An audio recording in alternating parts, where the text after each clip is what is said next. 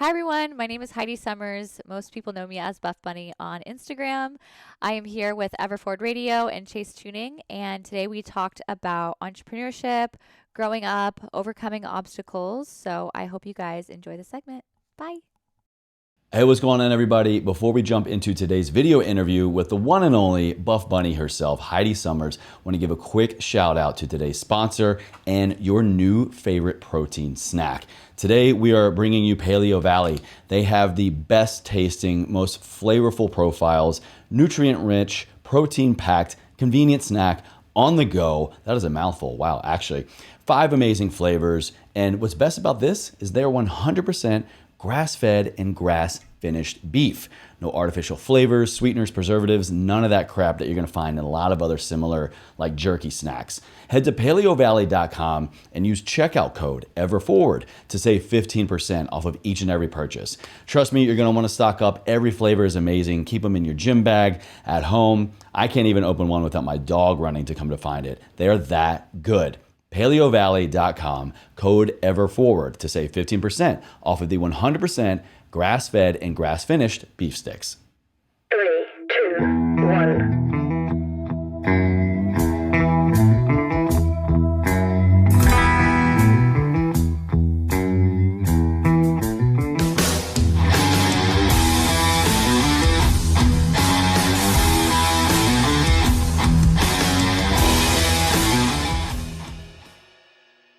Heidi, what's going on? Hi, how's it going? It's an awkward part of the interview where we pretend like we're just meeting and saying hi and Yeah. like we haven't already been here already. Yep. Yeah. I've only done like 2 of these, so I'm excited. I don't know what to do with my hands. That's how I feel. So I was like, I have an energy drink and a water. You got everything covered. Yep. Your energy and hydration will be balanced out for sure. It's been great getting to know you since I've been coming back from Texas. I think like the last year and a half now. Getting to meet you, working out, and just like seeing this amazing community in Houston grow so much more. Of course, I come back and visit Max. I got my family here, but it's really cool just to see again the community growing and just what everybody is doing here. And I'm really excited to dive more into your story. I probably know the least about you, but that's honestly why I love this platform. Like I said, it's just a great way to sit down and have the opportunity to see what you've gone through, to understand your adversities in life and how you've kind of made them your advantage. So I guess my first question is, how does a girl from the North Pole wind up in Houston, Texas, doing all the fitness stuff? Yeah. Well, first of all, it's always great to see you. Always great to have you come out to Houston. Thank you. My story, I guess, I grew up in North Pole, Alaska, a really small town. Which is a real place, by the way. Yeah. Most people don't think it's a real place. Yeah. They're like, wait, what? Like, yeah, it's real. My whole family still lives there. And I grew up very shy and sheltered. So since I was homeschooled with my siblings, I didn't go to public school until I was like 16. Oh, wow. So I was definitely like a little bit shy, a little socially awkward. But I would say that like YouTube and I guess just social media in general really helped with that. But yeah, I think it was mainly school that kind of brought me to San Antonio, Texas. And I really enjoyed school. I was very much involved. And once I started doing social media, it was just kind of more for fun. When I was in college, I gained, I think it was like the freshman 15, but I think I ended up gaining like 30 plus pounds. I forget how But much. you were like juicy 30 pounds, right? You know what? No, not really. Oh, okay, no. all I was right. like sort of working out to kind of, match my eating because, in Alaska, we don't have that many options for food. Everyone kind of eats at home. So in San Antonio, I guess so, yeah. I had access to like Sonic, In-N-Out. Gosh, there's like just so many options that we didn't have. I used to live there. Where? San Antonio. San Antonio? Oh, My last nice. duty station in the Army was San Antonio. Okay. Yeah. I lived there for almost 4 years. Yeah. Did you like it? It was good food. I had a great time. Great food. I always say like, I think I definitely prefer like Austin. It's probably my favorite city in Texas, but I definitely feel you on the food. Yeah. Texas as a whole, great food. Oh my gosh, so much good food. So, so I ended up gaining weight, and while I was in college, I kind of just became my own coach. I was researching, dieting and workout tips and stuff, and I was also in school for biology, so I was taking, anatomy and physiology and a lot of science, anatomy classes, so that really helped. And I guess I, got more involved in social media. And then I kind of came to this like fork in the road where I was like, okay, like, I'm getting offered all these different sponsorships and these different. About what year was this? Kind of just paint the timeline.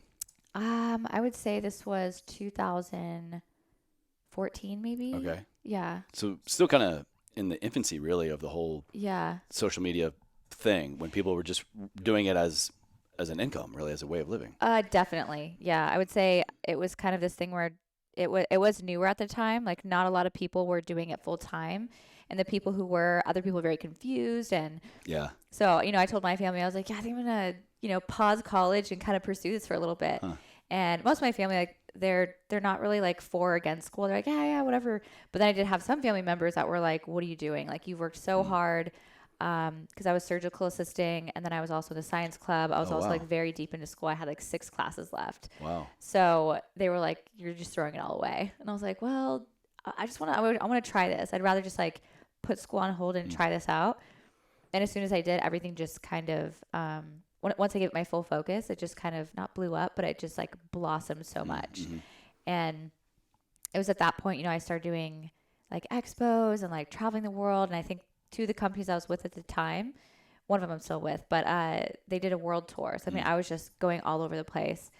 And I just... Well, hold on real quick. It's because that's like, that like back in 2014, traveling the world, doing these like fitness brand deals, that it was very rare. I mean, I remember kind of seeing it firsthand with my brother and, that community, but it still didn't quite make sense to me. I didn't understand how I think a lot of people in 2014, like, how do you go from your phone to being at fitness expos, traveling the world, doing all these things? Like, can you like walk us through exactly like how what that did you do? How did it happen? Not like the details of like the business transaction, but when you decided to really pour everything into it, I'm sure your efforts were met with, opportunities. So what were some of the efforts and what were some of the opportunities back then that allowed you to do all that? Oh, that's a great question. I think when I was at that fork in the road, school is, some semesters were like 18 credits. So you're very limited on time. It's like you're either in school or you're studying. And so when I was doing social media, to do YouTube, I was only doing like 1 video a week. I remember I was like, okay, Sunday's my day to like film, edit, upload, and then just be done. Was that your main platform then? You were doing YouTube? I think YouTube and Instagram. Okay. Yeah. Those were kind of like the 2 main things. YouTube, I would upload 2 to 4 videos a month. Like, so it wasn't a lot, but it was all I could do at the time. And then Instagram, I would post like every other day, a few times a week when I could. But like I said, sometimes like my days were so long with school and then work and then trying to do social media, it was just too much. So that's when I was like, let me just put school on hold for a semester and try it out. And once I did that, I was uploading 2 to 3 times a week on YouTube. And then I was uploading at least once a day on Instagram. And that's where that consistency kind of came into play. And once I did that, I was able to grow so much more. And that wasn't really my goal. I wasn't like, oh, I want to be like a big Instagrammer, a big YouTuber. I want to make a bunch of money from it. I really liked connecting with everyone. Yeah, you just enjoyed the process of what you were doing. Yeah, and I didn't know that you could make money from it. So when I was getting offers, I was kind of like, oh, this is so fake. This is crazy spam. Like, get out of here. But I had a lawyer kind of look over some stuff. I know, like, this is like legit. Like, it sounds like this is like a newer thing. Like, I don't know how permanent it is, but I was like, well, I mean, it would be fun to like pursue it because it gave me the ability to like connect with people more on social media. And I guess for me, when I started getting into like weightlifting and dieting, I would see people take, certain supplements or, work out a certain way. And I remember having that mentality of, well, I don't want to get bulky or I don't want to gain weight doing that. And I shouldn't be lifting weights. And I remember having that mentality until I did more research and I looked into it and then I started, weight training, doing that. So I guess back then when it was less popular, I wanted to let girls know like, hey, like you can lift weights, you can eat carbs and you're not going to get bulky. You're not going to look like a man. Yeah. It's very hard to do that. It's hard to put on that muscle mass. Was that like a main focus in kind of like my original question was what were some of the opportunities or the efforts that met the opportunities? Was that kind of your main focus? Was that the main opportunity you saw was to not only share what you're going through and maybe debunk some of these things for other women out there to get in the gym and to kind of have this transformation that you were experiencing? Yeah, I think that was like definitely like a big, I guess, motivator to me is that when I was losing the weight, I didn't have a woman to kind of look at. You know, it was, I think at the time, it sounds like 10 years ago, wasn't that long ago, but it was Back in like the day. Jillian Michaels. I would say like, Yeah. I knew of Jillian Michaels, but she didn't even do that many like weights on her exercise video and her books and stuff. Like she would have like her like little dumbbells. That's right. Yeah. So I didn't really have anyone to look to for that. So once I started doing that, I was like, well, I want to share this with other women.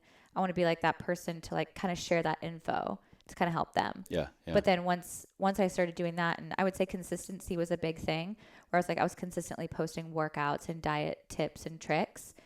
And then that's when companies kind of came to me, and I was like, okay, well, you know, like I'd really have to just put school on hold for like another semester now. And so that was kind of that a hard fork in the road where it's like you worked years on one thing, and then having to completely reroute is like, but I wouldn't change it for anything because I was able to accomplish so much, and like meet so many people around the world, and like meet all the people that would follow, and like you'd help people, I guess. So. Oh yeah, I think that's been one of my favorite things about social media, and it can go a lot of different ways, or just the internet in general, exposure in general. You do get the opportunities to connect with people and kind of solidify initial ideas or even subconscious ideas about why you got started. But then also it just opens up so many new opportunities for creativity, for ideas that you have and want to explore, or even like when a brand or an opportunity will present itself to you or another person. I remember back in the day, it was, hey, let's collab. And it was just a great way to meet other people, like-minded people in pursuit of just, hey, let me just see what happens when I pour more time, energy, and resources into this. And again, see what happens when opportunity meets that. Who did you find back then? Because you just said that you didn't really have maybe that role model in your life for your health and fitness journey. As you began to grow more, were you finding that these other people maybe you were meeting, traveling the world, or even just in your own local community, was that a similar mission? Did you kind of find like your tribe along the way, or were you just carving your own? You know, I know collabs were like super popular back in the day.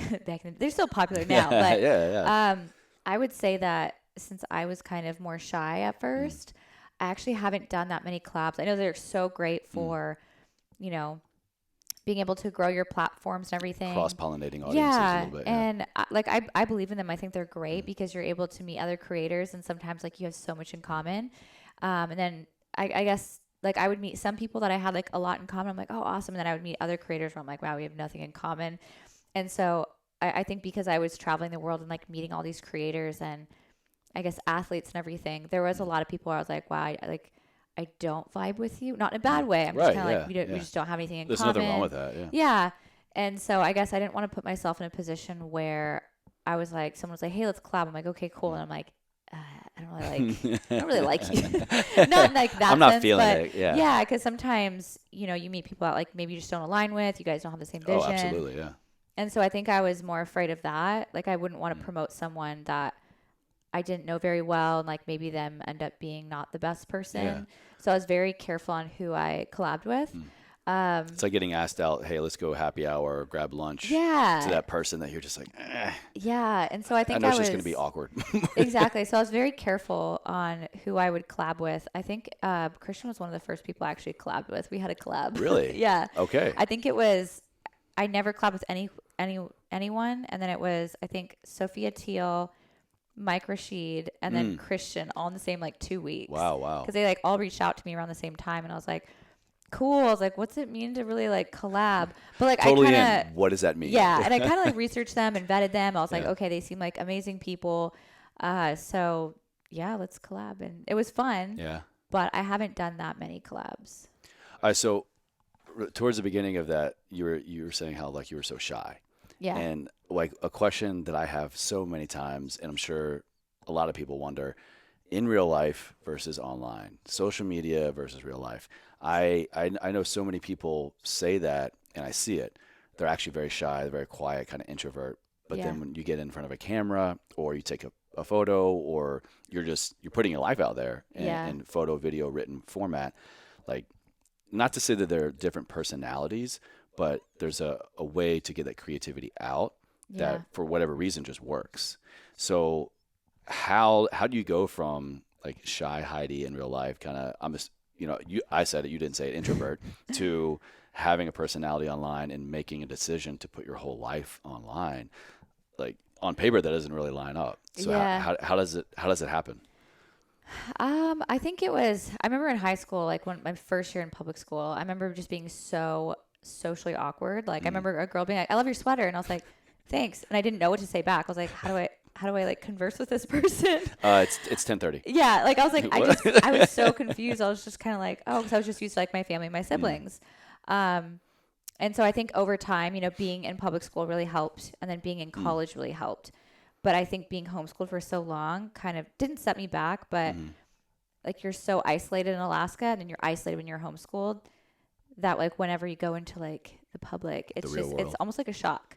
You're getting polar opposites, really. Yeah. Both ends of the spectrum. Yeah. Yeah. And I think I was so nervous the first day of public school. I think I like broke a fever and like they like sent me home. Not like the worst fever, but I was just very nervous. You had a physiological response to it. Yeah, because I was just like, wow, there's like, hundreds of kids. Okay, maybe not hundreds. It's Alaska. Maybe like 200 kids. I don't know.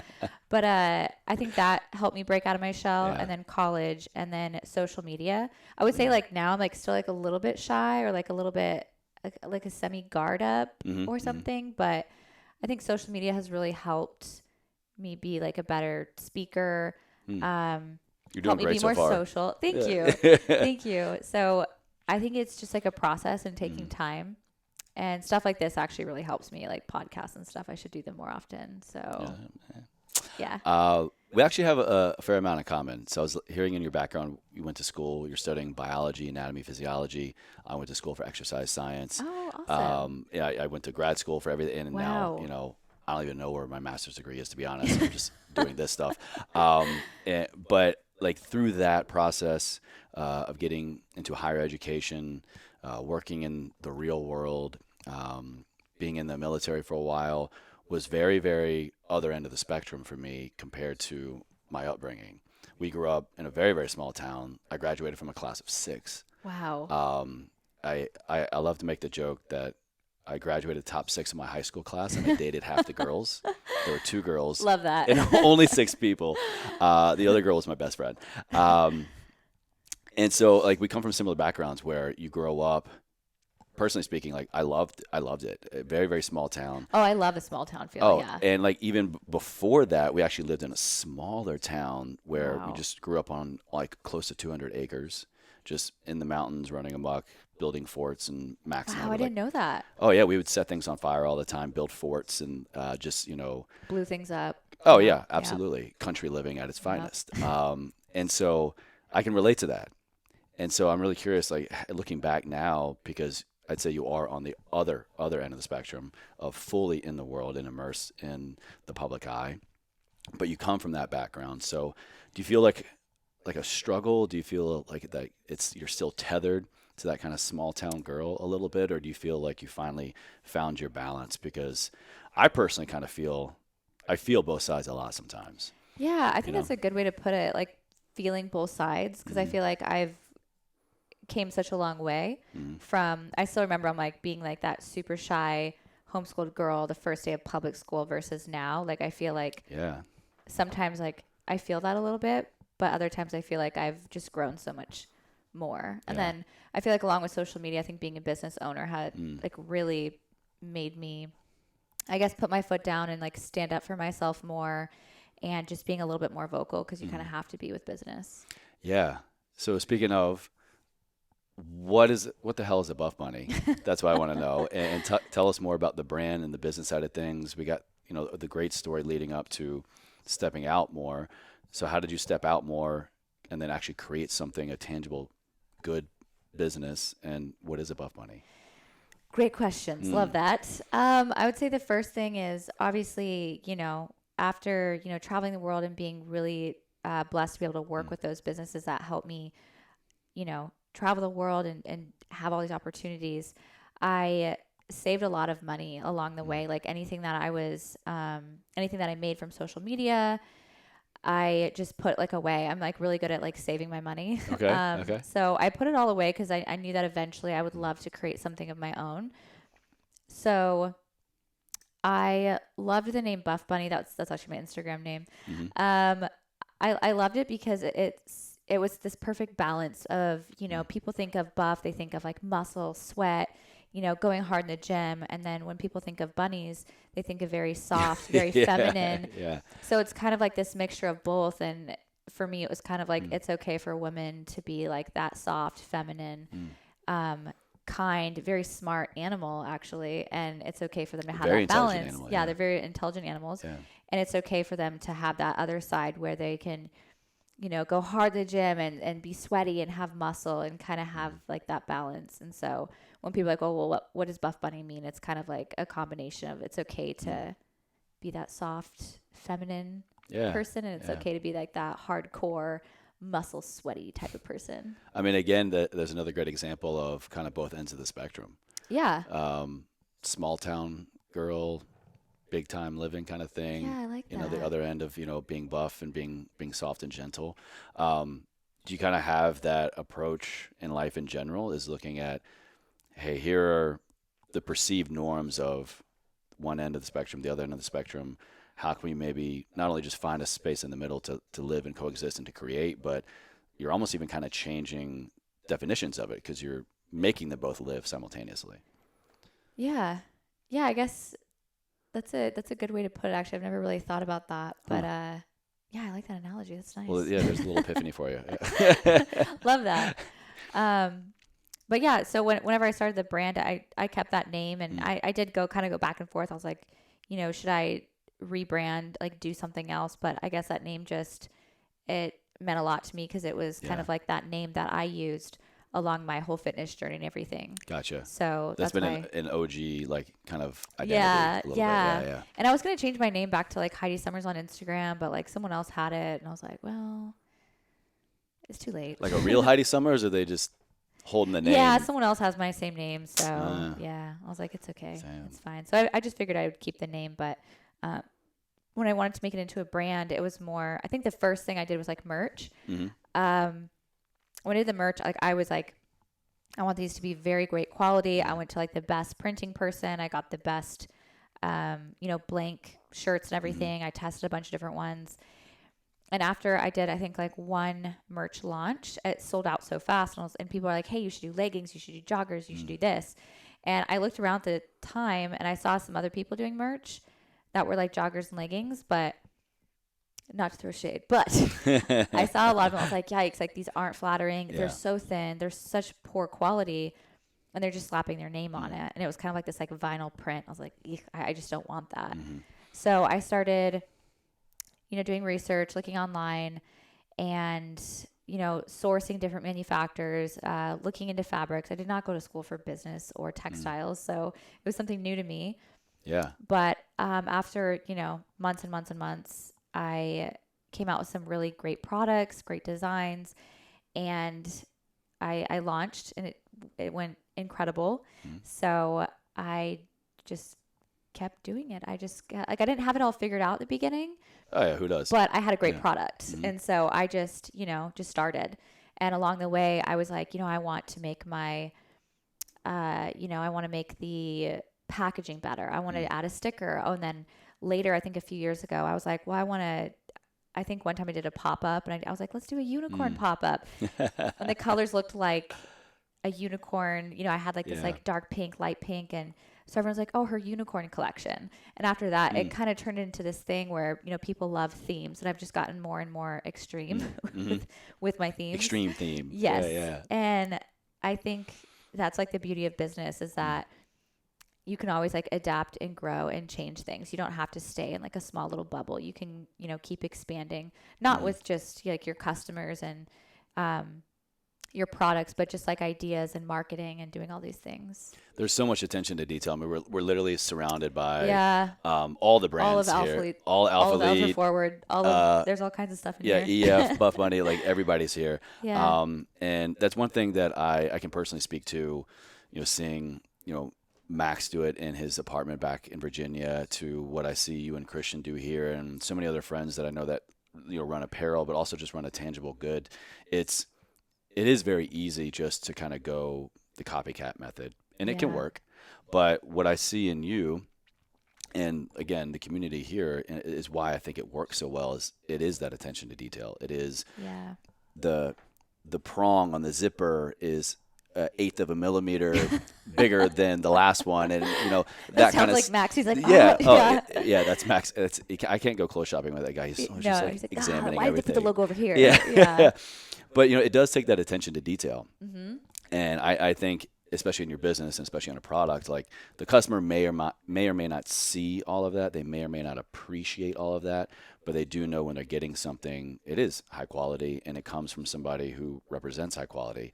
And who truly cares. Exactly. Have you always had that attention to detail, or have you just realized as you create more and you're kind of birthing more, I mean, you're kind of putting your name behind all these things that like it means more to me and therefore I have to have more attention to detail? Like, where did this come from and how do you keep it so keen? I would say I probably always had that, but you don't have to have that. You like as long as you have a great product, it's like you can find that along the way. But I remember my first couple launches, I was so picky. I was like, oh, the sizing's off. We have to fix this. Let's take a 1/4 inch here. Let's taper this. I remember I had an employee at the time, and she was like, why don't you it's good enough. Just just launch it. It's good enough. People will buy it. And I remember being like, I don't want it to be good enough. Like I want it to be like a masterpiece. And that's what I tell my team. I'm like, we're only going to release a masterpiece. If it needs more work, put it in another launch later on, next fall if we have to. But I want, when someone puts it on to be like, wow, this is perfect. This is everything. Yeah. And nothing's ever going to be perfect, but, and especially like with all different types of bodies, it's going to fit, people differently, but like those like little attention to details just make it so much better. Absolutely. Yeah. How have you found running businesses with a significant other that does the same thing to work or not? Is there a lot of spillover, similarities, support? I mean, on paper, you would think two people running two clothing brands, you could just kill it and it would all be the same. Or is there a lot of overlap? Is there a lot of friction? Is there a lot of struggle? Or do you guys find that it's like same but different? Does that make sense? Yeah. It's great. I feel like the positive side is that I love being able to talk business with him. I just think it's so refreshing to be able to have a significant other that you can talk business to when you're like, profit margins and percentages and sales tax and this and that. And it's like, I've never had that before. So when I started, dating Christian, it was just like so easy to talk to him about anything and everything. And like, he would get it and he would give me advice. And I'm like, gosh, this is great. Like, I love this. But I would say the struggle is that, he's managing one business and I'm managing another. So there's businesses out there where it's like a husband and wife or boyfriend and girlfriend and whatnot. It's like a lot of couples that own and operate businesses together. The same. Yeah. Yeah. And like, I'm like, oh, like that would be nice to have like another person with you kind of doing it all. Like you're like, cause it's really hard to find someone that's as passionate as you, as your business. You can have like the most amazing employees. Absolutely. But someone who's an owner, it hits differently. So a part of me is like, man, like that would be so nice to have, me and Christian do it together. But I've been in his office. I've been in his office and I've kind of like assisted him on some days where I'm like, let me help you out. And I was like, oh God, like there's no way. We work completely different. Beyond the point of rescue. So honestly, I think we have the best of both worlds where it's like he's over here managing his and I'm over here managing his. And we can ask each other like questions, suggestions. What do you think of this? What do you think of that? But it's still very separate. Gotcha. Because I think if we did work together, I think it would actually like be not damaging in our relationship, but I feel like we would struggle. Possibly. Yeah, because the way that we work is very different. I can multitask and like work on all these different things, but he has to do like one thing and be on that for a long time before he can move on to the next. I'm the same way. Absolutely. Yeah, so it's like different ways that you work. I'm like, boom, boom, boom. Okay, let's like finish this over here. And I like to finish before I, do something else. But I can also multitask very well. I think that's honestly, I think it's a woman thing versus a man thing. I've just Yeah. noticed that as much as we may try, I don't know, maybe I'm speaking just for myself, but as much as I try to be a multitasker, it makes me struggle more and it takes me longer to get everything done. I may make progress with things, but it would not be as good of a progress that's good words. It would not be as much progress as if I just focus on one thing, completed it, and then moved on to the next thing, whereas my wife, she can just do all the things. And like juggle them all. Yeah. Yeah. I can actually see that. And, I know like we're all built differently, and men and women, like everyone is smart, but I think because I have an office like mainly of women and I have 2 males, I have noticed like with it being launch based, like the women are able to like juggle and all the stuff. Yeah. I noticed the 2 guys in the office, it's almost like they like freeze. And I'm like, what is that? Yeah. I didn't think it was like a male versus female thing, but I was like, I give total credit to you. I really do think you're just more innately gifted in multitasking. Yeah. Yeah.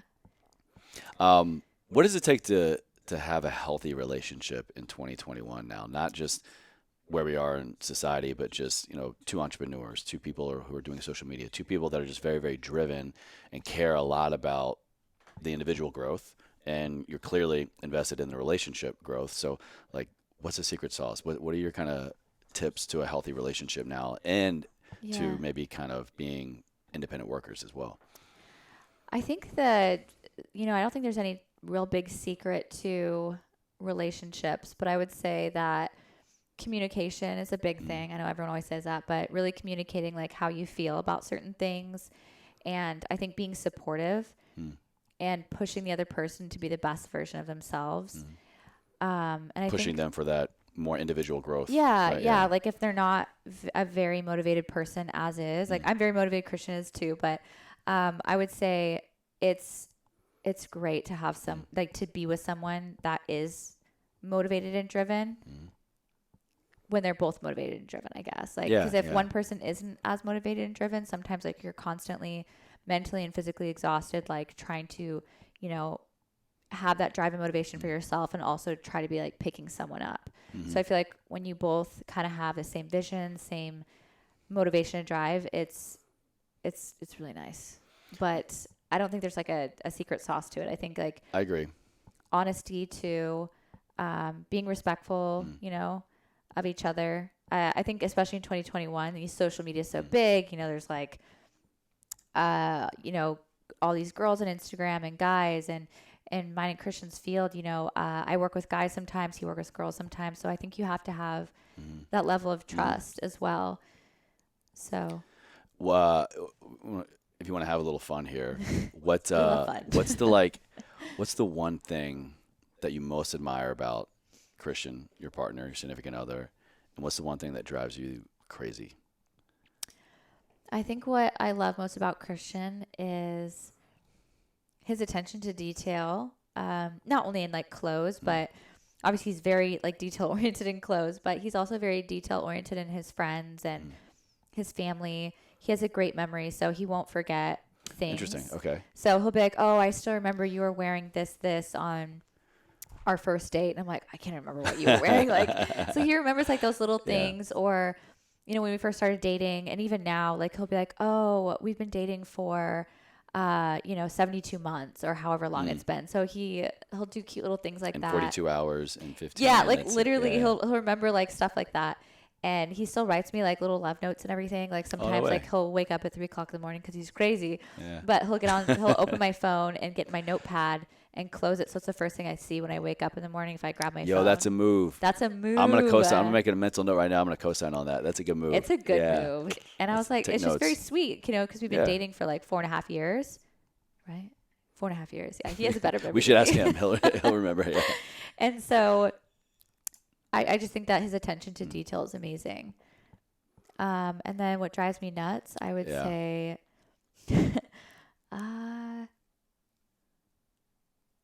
probably like not being able to concentrate on something, like, or he'll like see our previous point. Of like multitasking, right? But because I work differently. And so sometimes when I want to help him, I'm like, "Oh, let me help you this." So he'll be like working on something. And then but when his multitasking isn't like being able to finish everything, he'll be like working on something, but he'll kind of go over and over and over it, which is great because a business, because everything he does is like flawless.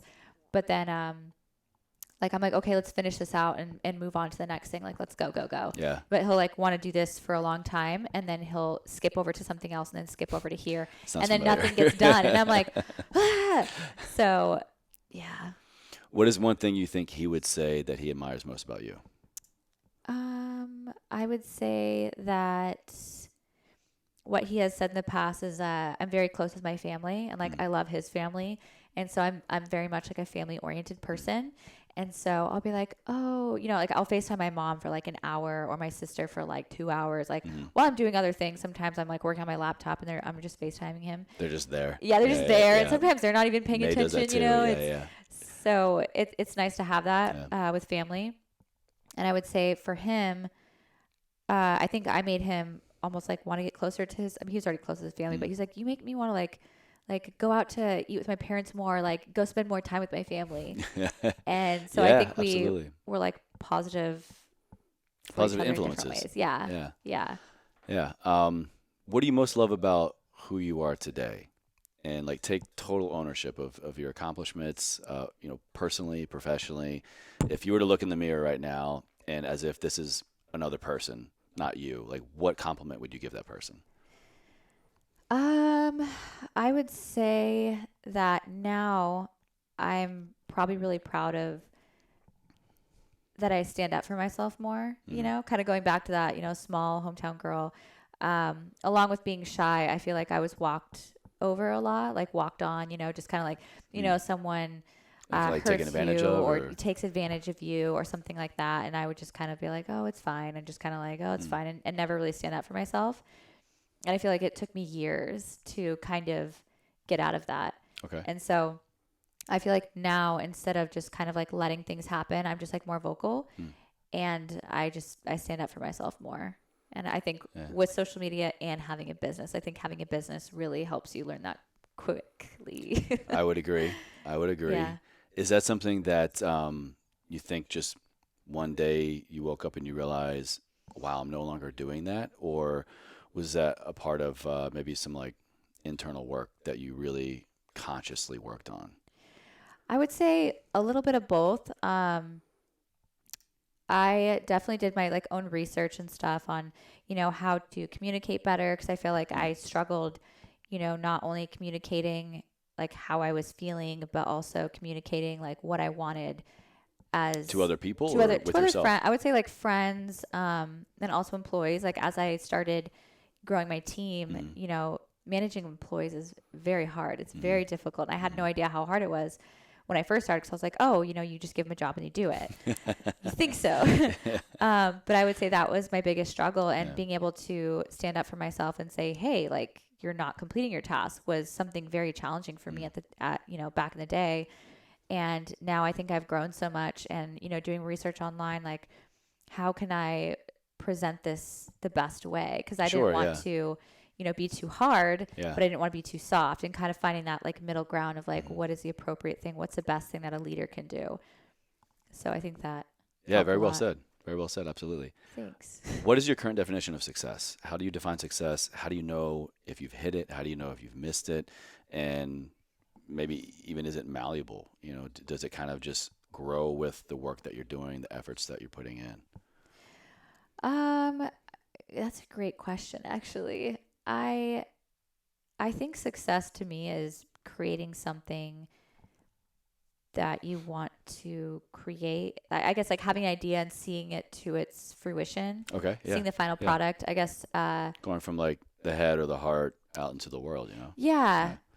Because it's really difficult to, start your own business or to create a product. And so I think success for me is like having an idea like, oh, I want to create this legging that has, crazy contrast detailing and this and this and this. And then, a year later, like you're launching it. To me, that's like success. Like, I mean, which I'm so glad you said a year later, like for the person listening, watching, it's not just tomorrow. It's not just next week. Yeah. For this type of work, for this type of success and longevity, I'll make the argument that you have to be long-term thinking. You have to be putting in the work. You have to be knowing that when you take step one, that success may not come until step 1,000, and be okay with that. Yeah. Yeah. And I mean, we always hope the launches go well, sure, which they do go well, but I think the point of the success is, in that year's time, it's like you go from an idea, like I want to create this, and a year later you finally have it packaged, everything at your door. And to me, it's like that whole year is the success versus how much money you're going to make from it. Obviously, like, you want to do well, but it's like you want to run a not giving business. up. Yeah, like that whole provide year. for your employees. But I think there's so many struggles that people don't know along the way. It's like, okay, the weight of the fabric, the dyeing, the stitching details, the fabric brushing. There's so many little things that go into it. And it's like during that whole year, like not giving up is your success. Yeah, absolutely. What is maybe a failure or your biggest failure that you had, and what lesson did you learn from it, and or how did you like put things in place to make sure that it didn't happen again? Let's see.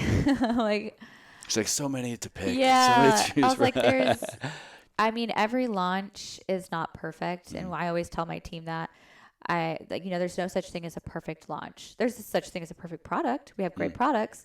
But when it comes to, distributing the goods, when it comes to, human error, there's always going to be little things that happen. And so for us, it's like you have those growing pains, whether you're a company just starting out or you're a very well-established business that's been around for 100 years. Like, you're still going to have like human errors. You're still going to have like little mistakes here and there. Like, I've ordered some from some bigger name brands, not going to say who, very big ones. And I've gotten like, makeup stains all over the pieces, or I've gotten like loose threading or, damaged goods. And I'm just like, it's fine. You just, get a replacement.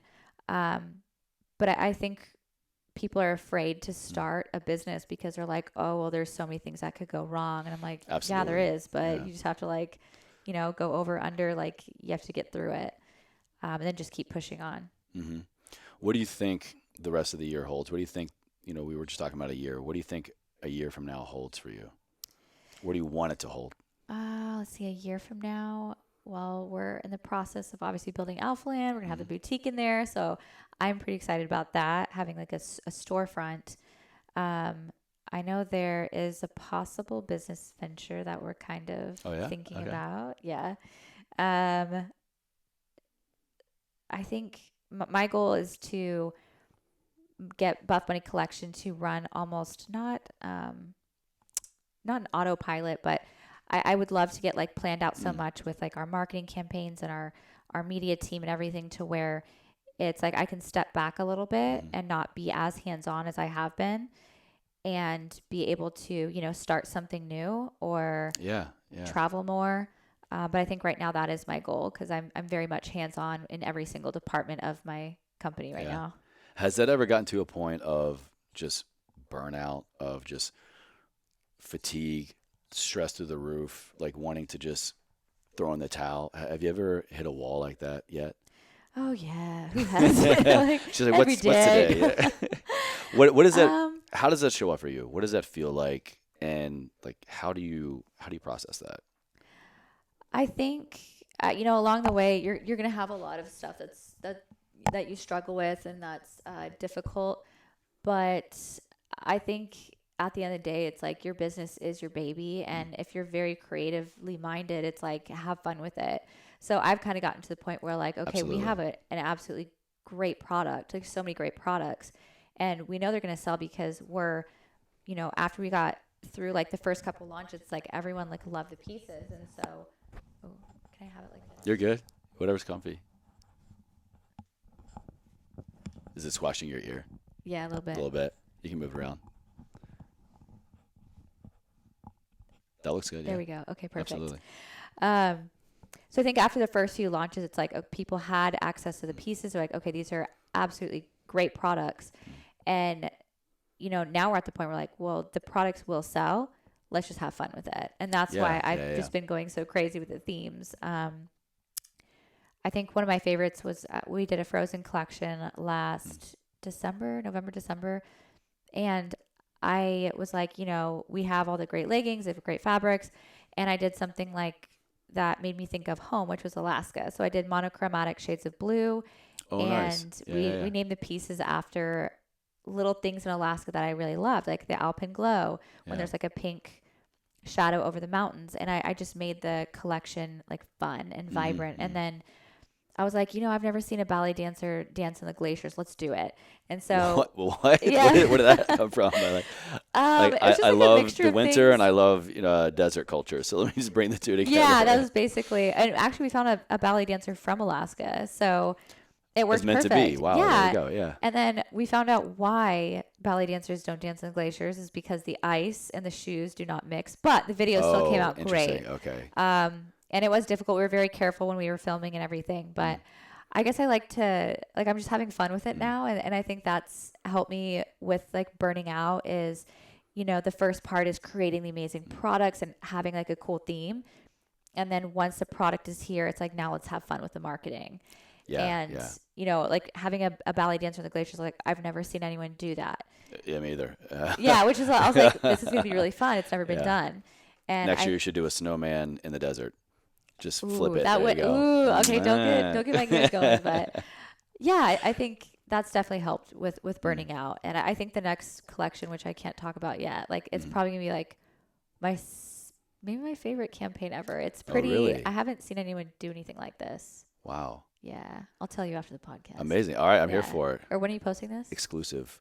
Well, you tell me. We can make it before or after if we want to keep a secret to the world. No, we'll keep it secret. Keep it secret. We'll keep All it right. secret just in case. But it's fun. That's such a good point. That I mean, you find inspiration along the way. You find inspiration in what you're doing now, and you pull from your heartstrings and home and things that remind you of the familiar. Really, what is that kind of your creative process now? Like, how does someone like yourself stay creative? And anyone in the creative space, it is becoming, I think, more and more difficult because so many people not only are doing it, but so many people are just damn good at it. Yeah. And it can be overwhelming for a lot of people, I'm sure. It's too saturated or I'm not Yeah. good enough. How does someone like yourself stay creative and like pull inspiration? I would say, I'm a night owl, so Christian would be like, go to bed. And I'm like, I'm usually like on, Pinterest where I'm like looking up fun, creative things and Just always researching. always researching. I love to watch music videos. I feel like music videos, Really? there's so much art to a lot of them. Like I Yeah. love like video and, creative directors that like put these cool videos together. I think there was one recently and it got a lot of backlash and I was like, I didn't really like half of it.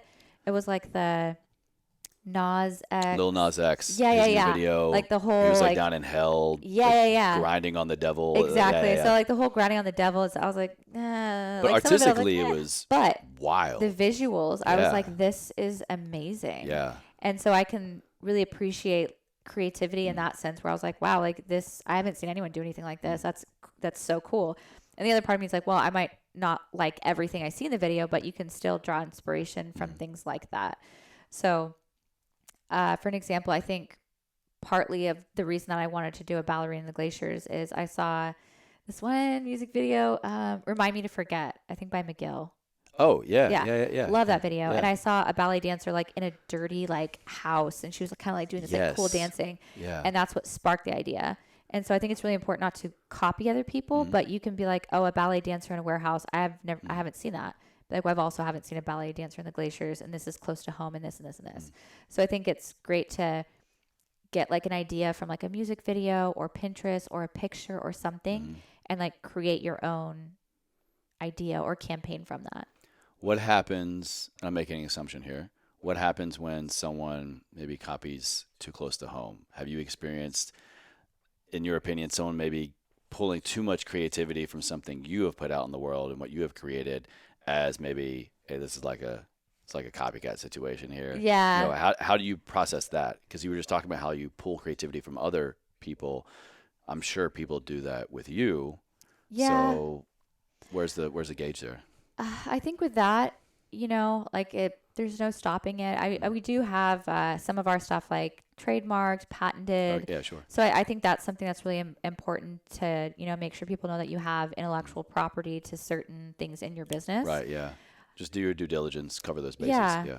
But, and I know some people have like copied maybe some of our designs or some of our marketing tactics, but I mean, there's nothing really that you can do from it. And honestly, like things change and adapt so much that like usually by the time that they're kind of like copying something, we have a whole new collection. Yeah, you're already on to out. the next thing. It's kind of like, Yeah. oh, that was so last collection. So, and it's like, so, I mean, there's nothing really that you can do. It's sometimes it sucks because you'll be like, oh my gosh, this other brand came out with the exact same product as yours. Sometimes people have attacked like other brands for doing that. So sometimes we don't have to do anything. Like our people are just like, hey, like you copied. Stop that. Yeah. But we're just kind of like, I mean, there's not much that we can do because we're so focused on, the next 2 years of collections.